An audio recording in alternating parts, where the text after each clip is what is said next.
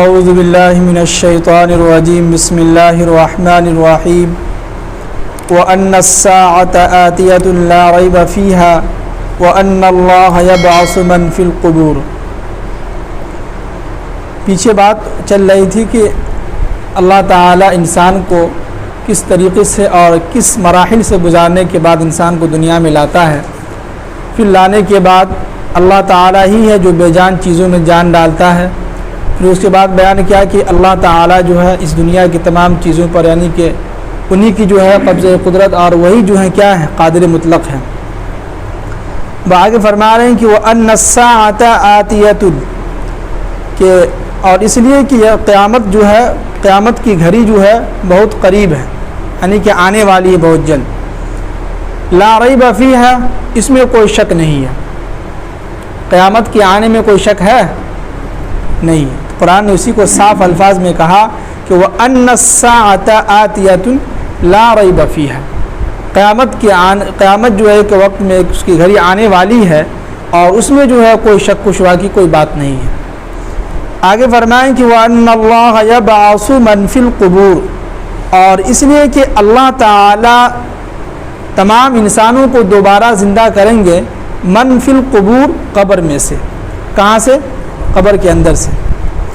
ابھی دیکھیے کہ اب ہم نماز سے پہلے جو ہے روم کے اندر بیٹھ کے مطالعہ کر رہا تھا، اس کی تفسیر میں یہ بات ذہن میں آئی اور وہاں اس تفسیر کے اس میں جو ہے نیچے اس کا جواب دیا ہے کہ ایک انسان کے سامنے اگر ایک اجنبی انسان ہو، اس کے سامنے اگر ہم اس آیت کا تلاوت کریں اور اس کا ترجمہ بتلائیں کہ وَأَنَّ اللَّهَ يَبْعَثُ مَنْ فِي الْقُبُورِ کہ اللہ تعالیٰ دنیا کے اندر یعنی قیامت کے بعد تمام لوگوں کو قبر سے دوبارہ زندہ کریں گے، تو ہمارے ذہن میں ایک سوال یہ پیدا ہوتا ہے، جو اجنبی لوگ ہوں گے، جو نئے لوگ ہوں گے، تو وہ کہیں گے کہ بھائی کیا مقصد ہے دوبارہ زندہ کرنے کا، ہے کہ نہیں؟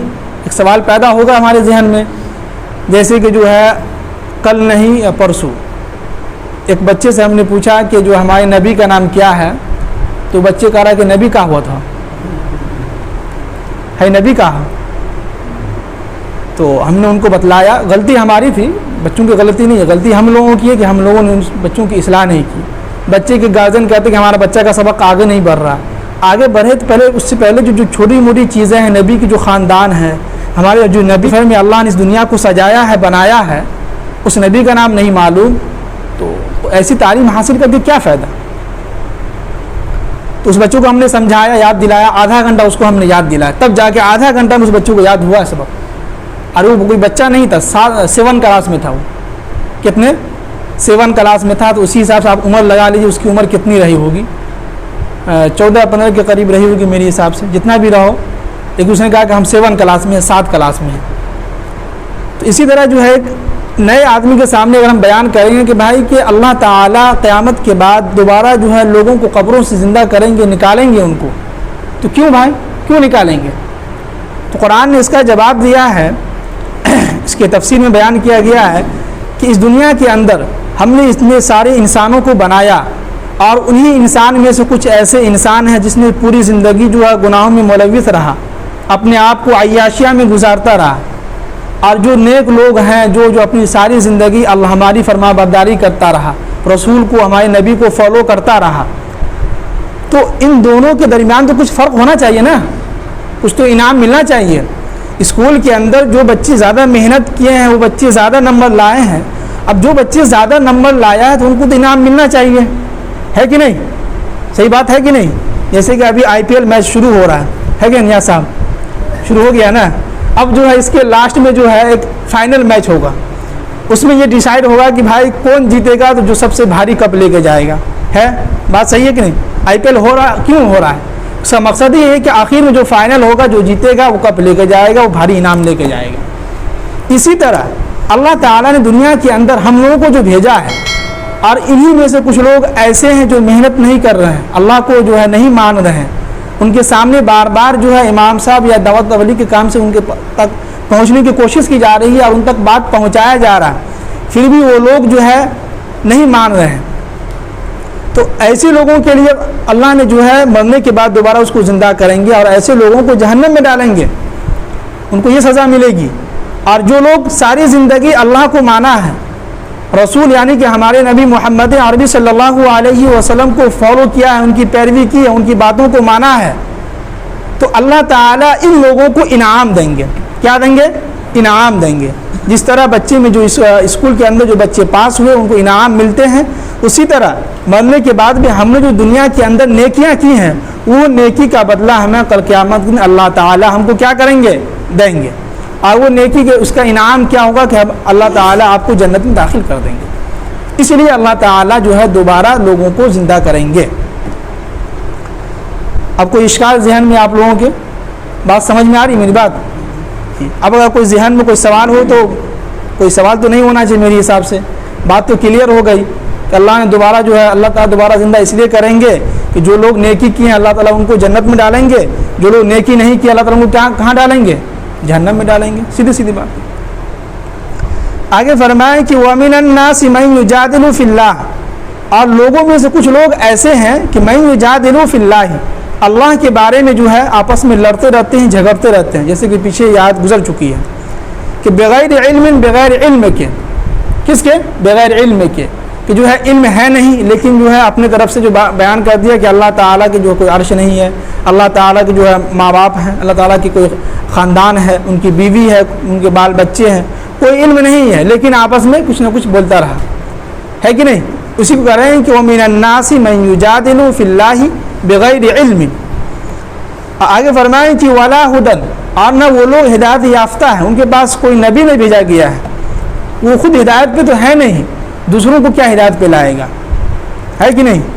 آگے فرمائیں کہ وَلَا کتاب منیر، اور نہ ان کے پاس کوئی روشنی کتاب، روشنی دینے والی کوئی کتاب ہے، یعنی ان کے پاس کوئی ایسی کتاب بھی نہیں ہے کہ ان کو بتلایا جائے، ان کو سمجھایا جائے، ان کو جو ہے وہ اس کتاب پہ عمل کر کے جو ہے پیروی کیا۔ قرآن کے علاوہ کی بات ہو رہی ہے یہاں پہ، جو کفار مشرکین ان کی بات ہو رہی ہے یہاں پہ۔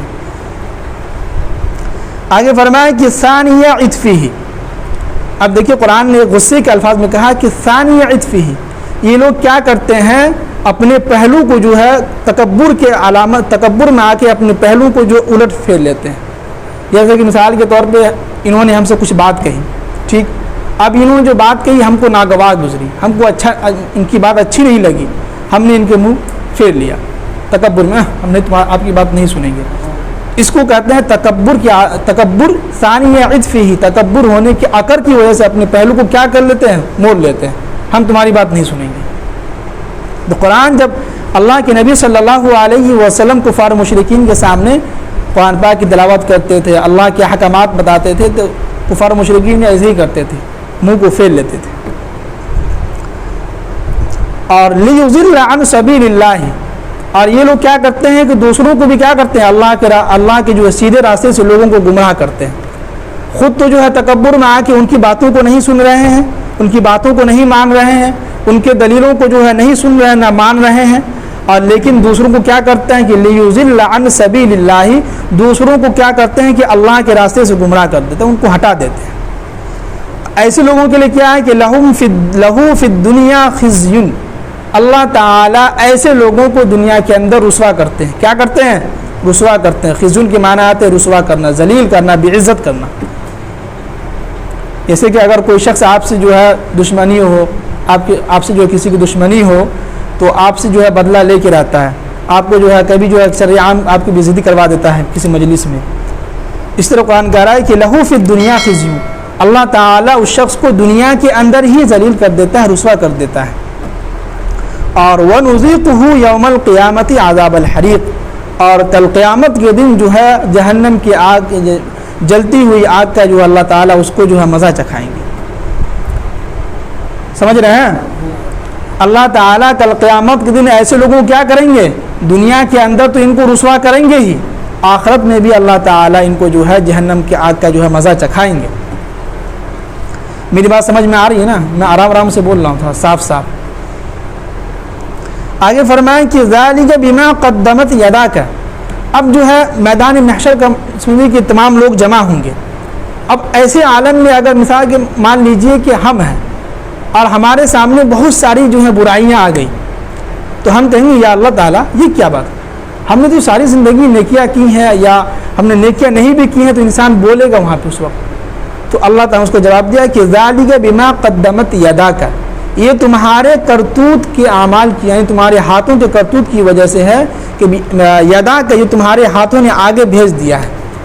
کیا مطلب؟ کہ تمہارے مرنے سے پہلے تم دنیا کے اندر تھے، دنیا کے اندر تم نے بہت برائیاں کی ہیں، تم نے اپنے آپ کو جو ہے جہنم میں اپنے پاؤں کے اوپر کلہاڑی مارا ہے، تو یہی وجہ ہے کہ تم جو ہے یہ تمہارے ہاتھ کے کرتوتوں کی وجہ سے تم نے آگے جو اپنے گناہوں کو بھیج دیا ہمارے پاس، اس لیے کہ ہم جو کام کر رہے ہیں، نیکیاں کر رہے ہیں یا برائیاں کر رہے ہیں، یہ دونوں فرشتہ جو ہے ہمارا لکھ رہا ہے۔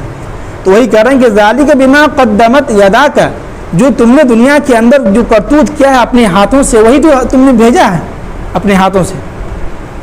اور وَأَنَّ اللَّهَ لَيْسَ بِظَلَّامٍ لِّلْعَبِيدِ، اور یاد رکھو دنیا کے لوگوں، اللہ تعالیٰ لوگوں پر جو ہے کبھی بھی جو ہے ظلم نہیں کرتا، بھاری ظلم نہیں کرتا ہے، ان کے اوپر جو ہے ظلم کا بوجھ نہیں ڈالتا ہے کہ نہیں؟ اللہ تعالیٰ کبھی بھی کسی انسان پر کبھی جو ہے ظلم نہیں کرتا ہے۔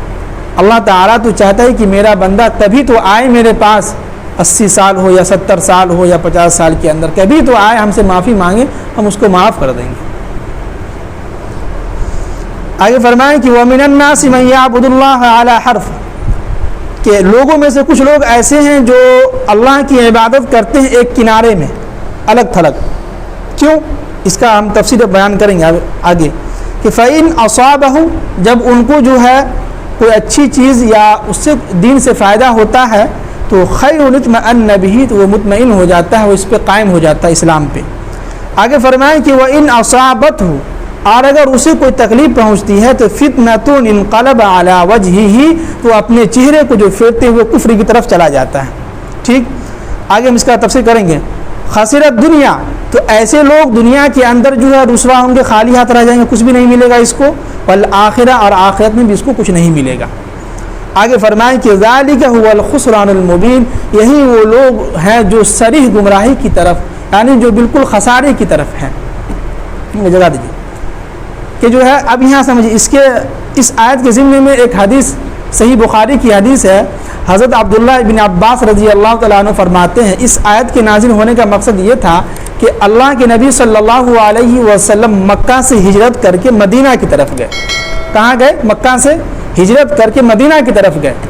تو مدینہ کی جب گئے تو کچھ لوگ ایسے تھے کفار و مشرکین، ان کے سامنے جب یہ بات آئی، اور جب ان کے سامنے بات آئی کہ بھائی ایمان میں داخل ہو جاؤ، اللہ تعالیٰ تم سے خوش ہو جائیں گے، تمہارے کاروبار میں ترقی ہو جائے گا، تم بڑے انسان بن جاؤ گے، تو کچھ لوگ ایسے تھے کیا کرتے تھے، اللہ کے نبی کے سامنے آتے تھے، کہتے کہ اللہ کے نبی ہمیں ایمان میں داخل کر لیجئے، اور یہ ایمان میں داخل ہو جاتے تھے۔ کیا ہوتے تھے؟ ایمان میں داخل ہو جاتے تھے، اور اکیلے جو تنہا میں عبادت کرتے تھے، اور یہ عبادت کر کے یہ دیکھتے تھے کہ ہم جو اسلام میں داخل ہوئے ہیں، اور اسلام میں داخل ہونے کے بعد جو عبادات ہم کر رہے ہیں، تو کیا ہمیں اس چیز سے فائدہ پہنچ رہا ہے کہ نہیں پہنچ رہا ہے؟ یعنی ہم اسلام میں جو داخل ہوئے ہیں، اور اسلام میں داخل ہونے کے بعد ہم جو نماز کی پابندی کر رہے ہیں، تو اس نماز کی پابندی سے ہمارے کاروبار میں ترقی ہو رہا ہے کہ نہیں ہو رہا ہے، ہماری گھریلو زندگی میں خوشحالی آ رہی کہ نہیں آ رہی ہے، یہ چیز وہ لوگ دیکھتے تھے۔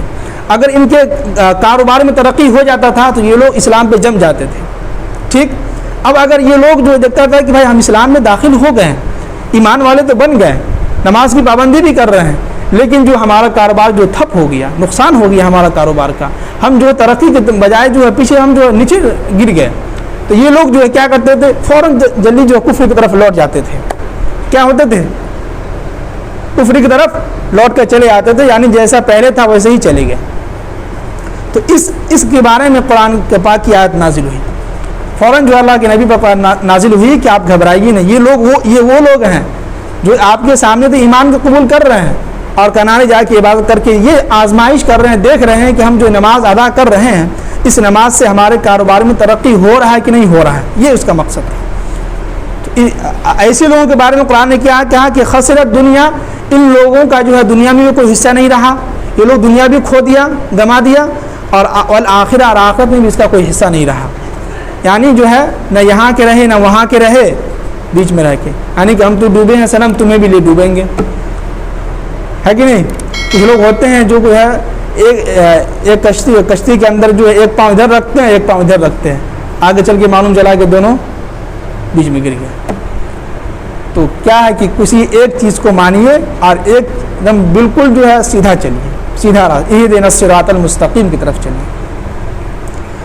تو ایسا کام کیجئے کہ جو ہے دل سے کوئی بھی چیز ہو، نماز ہو، روزہ ہو، زکوٰۃ ہو، حج ہو، کوئی بھی چیز ہو۔ ابھی رمضان کا مہینہ آ رہا ہے، بہت ہی مقدس اور بابرکت مہینہ آ رہا ہے۔